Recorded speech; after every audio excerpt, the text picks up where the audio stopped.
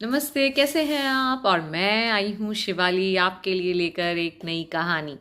कहानी ऐसी जो हमारा दिल छू जाए, जो हमें कुछ सीख दे जाए और कुछ वक्त के लिए हमारी रोज़मर्रा की तकलीफ़ों को, परेशानियों को भुला दे। कुछ ऐसी कहानियाँ जो कुछ आपकी हो, कुछ हमारी हो और इस तरह ये ज़िंदगी बस आगे बढ़ती जाए। तो आज मैं आपके लिए लाई हूँ एक कहानी जिसका नाम है डायरी। और ये कहानी है एक पति पत्नी की। तो बिना देर किए ये कहानी शुरू करते हैं हम। वो उनकी शादी की सालगिरह का दिन था। पति पत्नी एक दूसरे से नाराज थे। कुछ देर पहले ही दोनों में किसी बात पर जोरदार बहस हुई थी और ये नाराजगी उसका ही नतीजा थी। दोनों की शादी को 5 साल हो चुके थे। इन 5 सालों में उनका प्यार जैसे धुंधला पड़ने लगा था। प्यार की जगह शिकायतों ने ले ली थी। दोनों ये बात अच्छी तरह जानते थे और चाहते थे कि उनके रिश्ते में वो पहले वाली बात आ जाए। लेकिन लाख कोशिशों के बावजूद उनके रिश्ते में खटास बढ़ती ही जा रही थी। उस समय पति बालकनी में खामोश खड़े थे। पत्नी उनके पास आई और उन्हें एक डायरी देते हुए बोली, मैं इन रोज़ रोज़ के झगड़ों से तंग आ चुकी हूँ। ज़रूर हम दोनों में कुछ खामियां हैं जिन्हें हमें दूर करना चाहिए, तभी हमारा रिश्ता बच पाएगा। मैं चाहती हूँ कि अगले 1 साल में तुम्हें मुझ में जो भी खामियां दिखे, जो भी कमियां दिखे, वो तुम इस डायरी में लिख देना। मैंने अपने लिए एक ऐसी ही डायरी ले ली है जिसमें मैं तुम्हारी कमियां लिखूंगी। अगले साल अपनी शादी की सालगिरह के दिन हम एक दूसरे को ये डायरी पढ़कर सुनाएंगे और उसमें जो भी कमियां होंगी हम उस पर चर्चा करेंगे और उन्हें सुधारने की कोशिश करेंगे। पति तैयार हो गए। वक्त गुजरता गया और 1 साल बीत गया। शादी की सालगिरह फिर आ गई। दोनों एक दूसरे के सामने बैठे हुए थे। पहले पत्नी ने अपनी डायरी पति की तरफ बढ़ाई और पति ने डायरी के पन्ने को पलटना शुरू किया।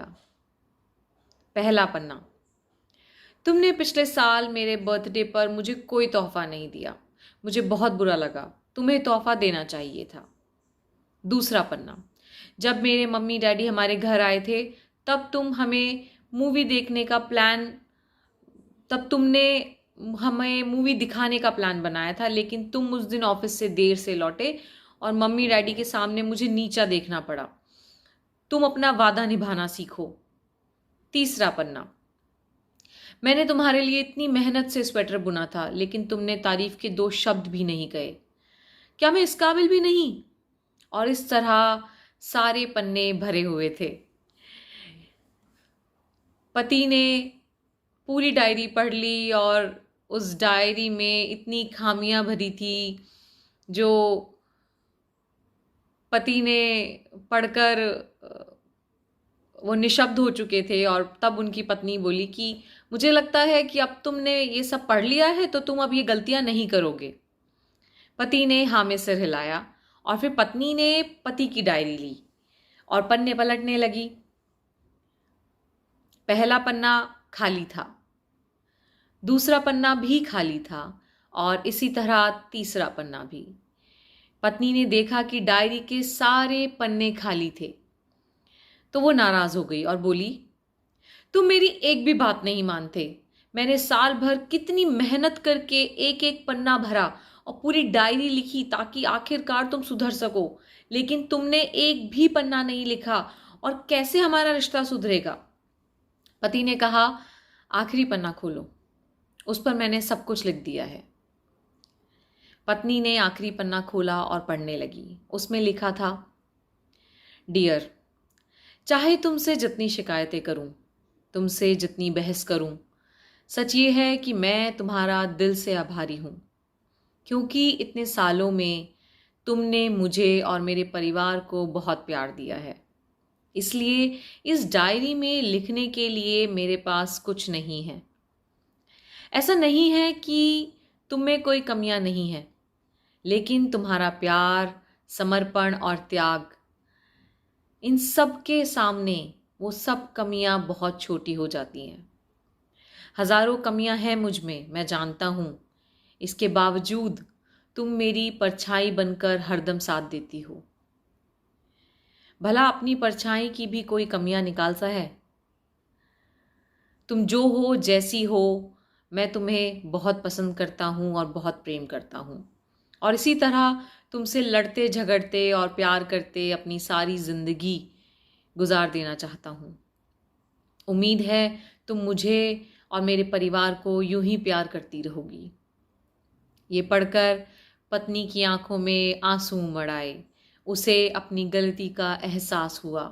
उसने उसी समय अपनी डायरी अपने पति के हाथ से छीन ली और उसे जला दिया।